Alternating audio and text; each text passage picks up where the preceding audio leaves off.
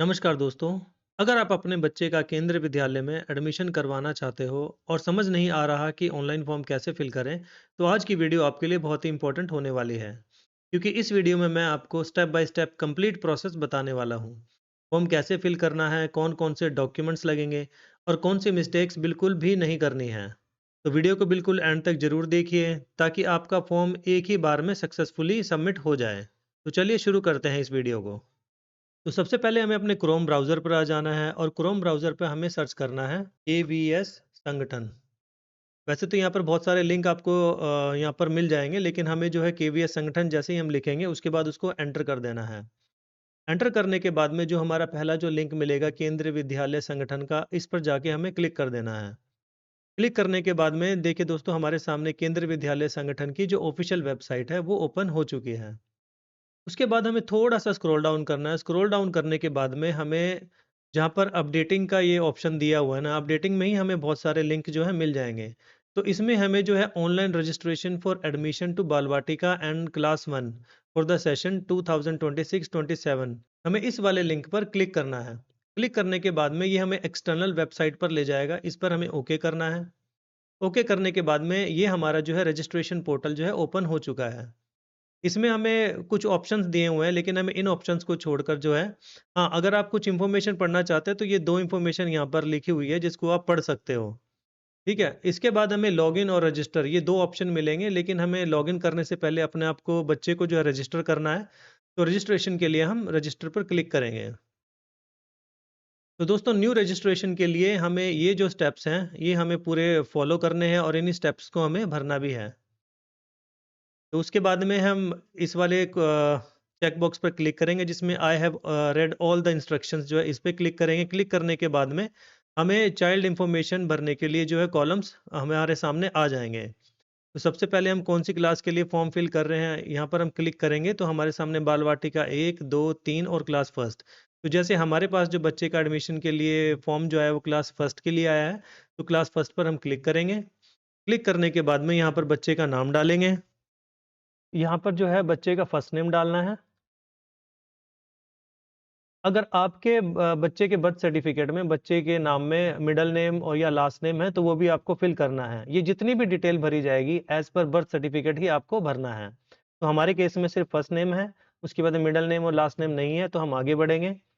और इस वाले कॉलम में हमसे पूछा गया है, is the child differently abled, यानी कि बच्चा दिव्यांग दिव्यांग तो नहीं है। तो उसको आपको येस और नो चूज़ कर लेना है। हमारे केस में नो है, तो हम इसको नो करेंगे। नो करने के बाद में बच्चे की जन्म तिथि पूछी गई है, यहाँ पर हम इस पर क्लिक करेंगे। दोस्तों, मैं एक चीज़ और आपको कन्फर्म करना चाहता हूँ कि जैसे यहाँ पर जो है डेट ऑफ बर्थ के लिए क्राइटेरिया भी बताया गया है कि डेट ऑफ बर्थ यहाँ पर 1/4/2018 से लेकर 1/4/2020 के बीच में होनी चाहिए। मतलब जो शुरुआत बच्चे का जो जन्म है, इन डेट के बीच में होना चाहिए। उसके बाद में हमसे पूछा गया है कि पेरेंट्स एंड एलिजिबिलिटी डिटेल। उसके बाद में हम पेरेंट्स की कुछ डिटेल डालनी है। एडमिशन ए चाइल्ड ऑफ केंद्रीय विद्यालय संगठन एम्प्लॉय के इसमें पूछा जा रहा है बच्चे के जो माँ-बाप हैं वो केंद्रीय विद्यालय में एम्प्लॉय तो नहीं है। तो यहाँ से हम नो और यस चूज़ करना है, तो हमारे केस में नो है तो हम नो कर देंगे। यहाँ पर हमें ईमेल आईडी डालना है। नेक्स्ट कॉलम में हमें मोबाइल नंबर डालना है। यहाँ पर हमें कैप्चा कोड डालना है। और कैप्चा कोड डालने के बाद में एक बार आप इन्फॉर्मेशन दोबारा से री-वेरीफ़ाई कर लीजिएगा, कहीं पर कोई कॉलम छूट तो नहीं गया है। तो ये वेरीफ़ाई करने के बाद में हम जो है इसको रजिस्टर कर लेंगे। रजिस्टर पर क्लिक करने के बाद में हमें एक ओटीपी रिसीव होगा। देखिए ओटीपी जो है सेंड सक्सेसफुली हो चुका है हमारा। ये देखिए ओटीपी वाला जो कॉलम है हमारा ओपन हो चुका है। यहाँ पर हमें ओटीपी डालना है। यहाँ पे जो है हमें अपना ओटीपी डालना है। और ओटीपी डालने के अगेन हमें ये कैप्चा कोड डालने के लिए बोलेगा। कैप्चा कोड डालना है यहाँ पर और इसको वेरीफ़ाई कर देना है। ये देखिए हमारी जो है रजिस्ट्रेशन सक्सेसफुल हो चुकी है। हमने जो रजिस्ट्रेशन की थी अब उसमें हम लॉगिन करके देखते हैं कि वो लॉगिन होता है नहीं होता है। लॉगिन पे गए हम। लॉगिन करने के बाद में ये हमसे हमारे पास जो रजिस्टर्ड मोबाइल नंबर पे जो लॉगिन कोड आया है वो हमें यहाँ पर फिल करना है। नेक्स्ट कॉलम में हमें डेट ऑफ बर्थ डालनी है जो हमने डेट ऑफ बर्थ रजिस्ट्रेशन के टाइम पर डाली थी। यहाँ पर हमें अपना मोबाइल नंबर डालना है जो हमने रजिस्ट्रेशन के वक्त डाला था। और कैप्चा कोड डालने के बाद में लॉगिन के उस पर क्लिक करना है। हम लॉगिन करेंगे इसको। यहाँ पर हमारा जो लॉगिन है वो सक्सेसफुल हो चुका है। दोस्तों हम जो है लॉगिन हो चुके हैं और हमारा लॉगिन का जो पूरा फॉर्म जो है यहाँ पर शो होने लगा है। अब ये देखिए यहाँ पर फर्स्ट में है जो हमें चाइल्ड इन्फॉर्मेशन मांगी है, उसके बाद पेरेंट्स डिटेल वन है, यानी कि 1 2 3 4 5 6 7 8 ये 8 कॉलम्स जो है हमें इसको पूरे को फिल करना है। तो चलिए इसको फिल करते हैं स्टेप बाय स्टेप। ये हमारा ऑलरेडी प्री फिल था क्योंकि हमने रजिस्ट्रेशन के टाइम हमने डाला था।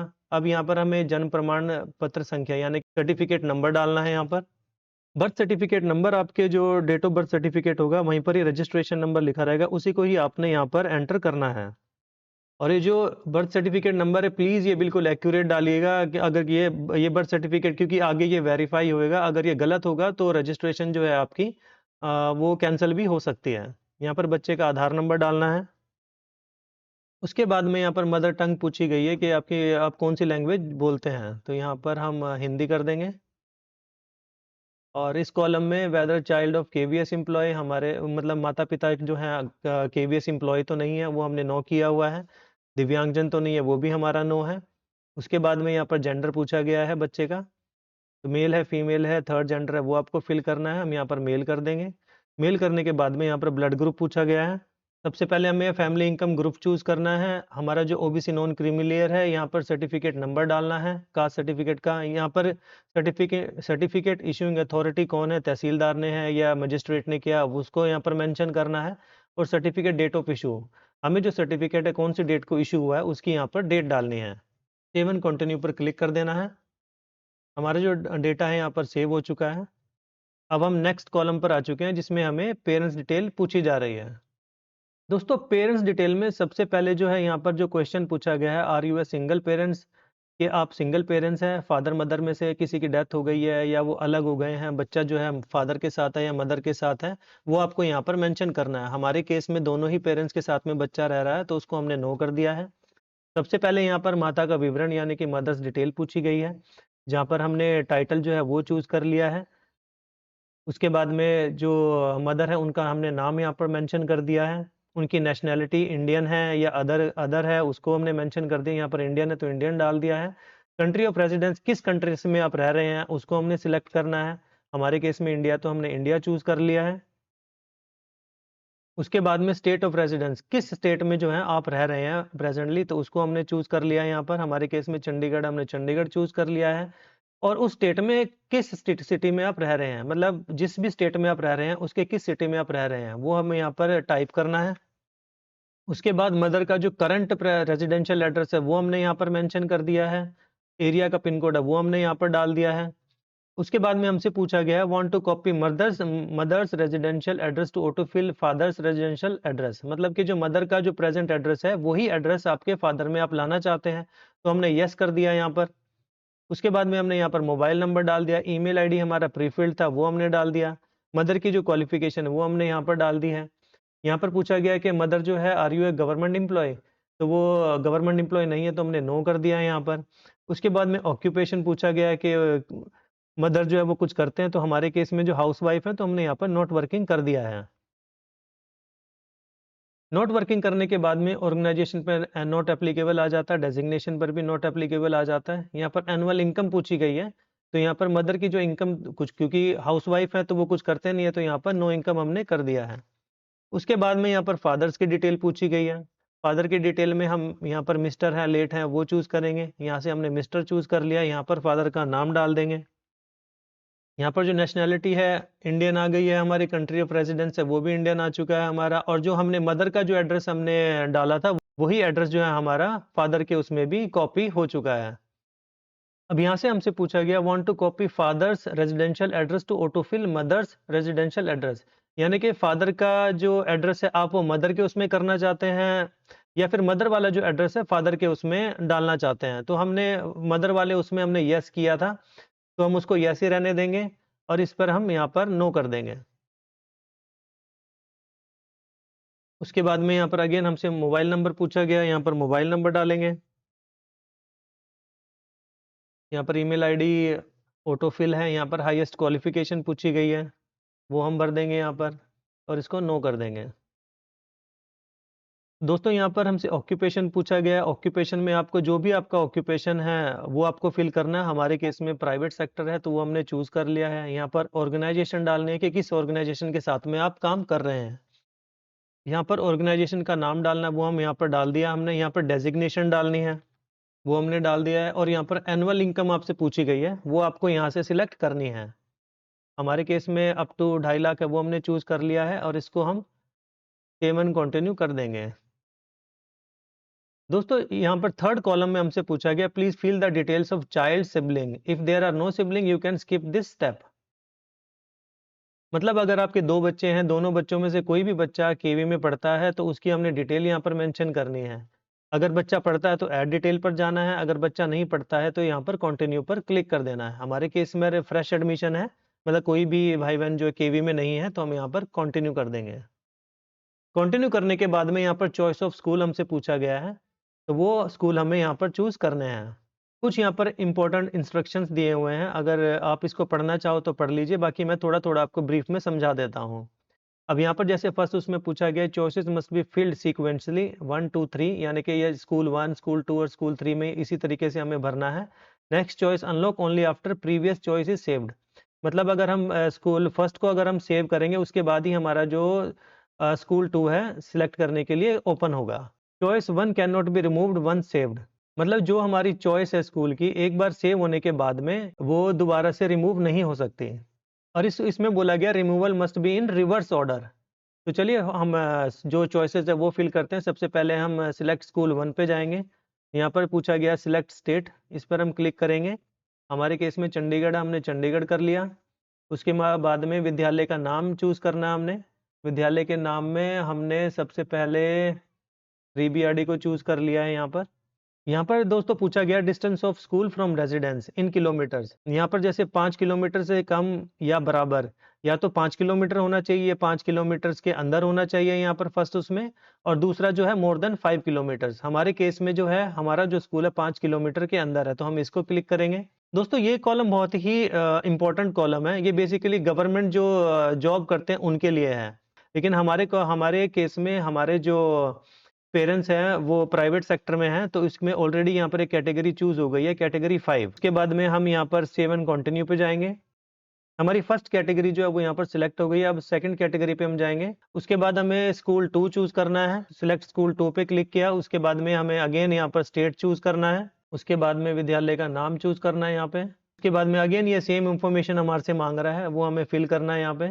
कैटेगरी यहाँ पर ऑलरेडी सिलेक्टेड है। उसके बाद में यहाँ पर सेव एंड कंटिन्यू पे जाना है, ऑप्शन है इस पर हम क्लिक करेंगे। यहाँ पर भी हमें अगेन यहाँ पर स्टेट चूज़ करना है। स्टेट चूज़ करने के बाद में यहाँ पर स्कूल चूज़ करना है और उसके बाद में यहाँ पर डिस्टेंस पूछा गया, वो हमें फिल करना है। उसके बाद में सेव एंड कंटिन्यू पे क्लिक कर देना है।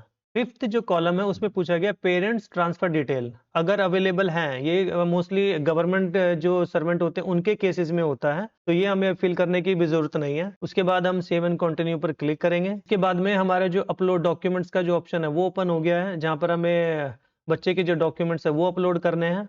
For child photo only JPG allowed है। For birth certificate and disability certificate आप जेपीजी या पीडीएफ इन दोनों में से किसी भी एक फॉर्मेट में अपलोड कर सकते हैं। और यहाँ पर maximum size of the file should be 200 केबी है। 200 केबी से ऊपर की जो फाइल ये आप अपलोड नहीं कर सकते हैं, वो 200 केबी या 200 केबी से नीचे होना चाहिए। तो चलिए डॉक्यूमेंट अपलोड करते हैं। तो बच्चे की फोटो अपलोड करने के लिए हम चूज फाइल पर जाएंगे और यहाँ पर बच्चे की जो फोटो है अपलोड कर देंगे। यहाँ पर अपलोड कर देना है। अगर जो बच्चे की फ़ोटो हमने अपलोड की उसको अगर हमने चेक करना हो तो व्यू पर जाके इसको चेक कर सकते हैं। हमने बर्थ सर्टिफिकेट अपलोड करना है, यहाँ पर चूज़ फाइल पर जाएँगे हम और यहाँ पर बर्थ सर्टिफिकेट अपलोड कर देना है। हमारे जो डॉक्यूमेंट्स हैं अपलोड हो चुके हैं सक्सेसफुली। उसके बाद नीचे स्क्रॉल डाउन करेंगे हम, सेव एंड कंटिन्यू पर जाएँगे। अब यहाँ पर जो है हमारा application for admission class first, ये हमारा जो भी हमने फॉर्म फिल किया है उसका प्रीव्यू यहाँ पर आ चुका है।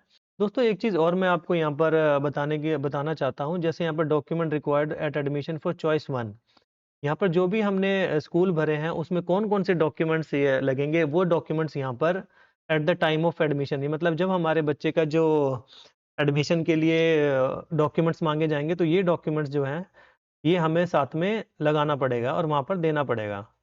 उसके बाद में सेव एंड कंटिन्यू पे जाएँगे हम। तो दोस्तों हमारे ये जो 6 के 6 स्टेप जो हैं वो ऑलमोस्ट क्लियर हो चुके हैं। 1, 2, 3, 4, 5, 6 ये 6 स्टेप हमारे क्लियर हो चुके हैं। ठीक है, प्रीव्यू वाला है ये भी हमारा क्लियर हो चुका है। इसके बाद हम जो डिक्लेरेशन बाय द पेरेंट्स है, जिसमें कि हमारे सारे डॉक्यूमेंट सही हैं, कुछ भी चीज़ गलत नहीं है, ये सब चीज़ें पूछे गए हैं। ये पढ़ने की इतनी ज़रूरत नहीं है, अगर पढ़ना चाहो तो आप पढ़ सकते हो। उसके बाद में चेक बॉक्स पर यहाँ पर टिक कर देना है और प्रोसीड टू वेरिफिकेशन पर चले जाना है। एक ओटीपी जनरेट होगा, उस ओटीपी को हमें एंटर करना है। दोस्तों यहाँ पर हमें अपना ओटीपी डालना है, उसके बाद में यहाँ पर कैप्चा जो है कैप्चा कोड डालना है यहाँ पर, और वेरीफाई एंड सबमिट एप्लीकेशन पर क्लिक कर देना है। हमारी जो एप्लीकेशन है वो सबमिट हो चुकी है सक्सेसफुली। यहाँ पर जो दोस्तों हमें अब एप्लीकेशन स्टेटस जो है वो लोड हो रहा है यहाँ पर। तो दोस्तों यहाँ पर डेट भी आ चुकी है, यहाँ पर टाइमिंग आ चुका है, किस टाइम पे हमने जो अपना फॉर्म सबमिट किया है।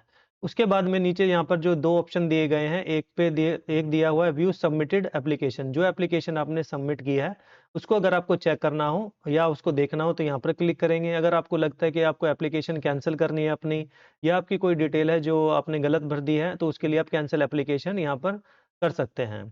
लेकिन हम यहाँ पर व्यू सबमिटेड एप्लीकेशन पर क्लिक करेंगे। और देखिए दोस्तों यहाँ पर जो है हमारी एप्लीकेशन जो है हमारे सामने ओपन हो चुकी है। यहाँ पर जो पूरी डिटेल हमें यहाँ पर शो कर देगा कि जो भी हमने डिटेल अपनी एप्लीकेशन फॉर्म में फिल की थी। अगर आप इसका प्रिंट लेना चाहें तो प्रिंट भी ले सकते हैं। यहाँ पर प्रिंट एप्लीकेशन के लिए यहाँ पर एक कॉलम बना हुआ है, इस पर हम क्लिक करेंगे तो इस तरीके से आप जो एप्लीकेशन का प्रिंट ले सकते हैं।